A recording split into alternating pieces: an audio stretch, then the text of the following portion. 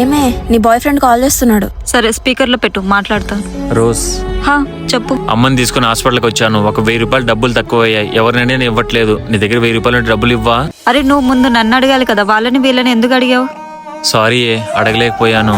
సరే ఆగు, ఇప్పుడే కొడుతున్నా. హా, హే ఆగు, ఏం చేస్తున్నావే? నీకు కొంచెమన్నా బుర్రుందా? ఏమైందే? ఒక అబ్బాయి ఉండి నిన్ను డబ్బులు అడుగుతాడంటే వాడు ఖర్చు పెట్టకుండా. అసలు ఎవరు చెప్పారే అబ్బాయిలే ఖర్చు పెట్టాలి, అమ్మాయిలే ఖర్చు పెట్టించుకోవాలని?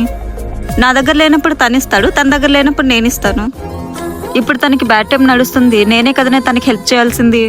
ఒక నిమిషం ఆగు, తనకి ఫోన్ పే చేస్తాను. అరే నువ్వు ఇంకా లైన్లోనే ఉన్నావా? హా, నేను లైన్లోనే ఉన్నాను. థ్యాంక్ యూ, నన్ను అర్థం చేసుకున్నందుకు, అర్థం చేసుకున్న అమ్మాయి దొరికినందుకు థ్యాంక్ యూ. ఏంట్రా ఎక్స్ట్రాలా? మన మధ్యన థ్యాంక్స్ ఏంటి? అరే నువ్వేంటో నాకు తెలుసు, నేనేంటో నీకు తెలుసు, ఇంకేం కావాలరా? నిజమే, నీలాంటి అమ్మాయి నాకు దొరికినందుకు ఆ దేవుడికి థ్యాంక్స్ చెప్పాలి. I love you. Love you two రా. ఇలాంటి అమ్మాయి మీ లైఫ్లో ఉందా? కామెంట్ చేయండి.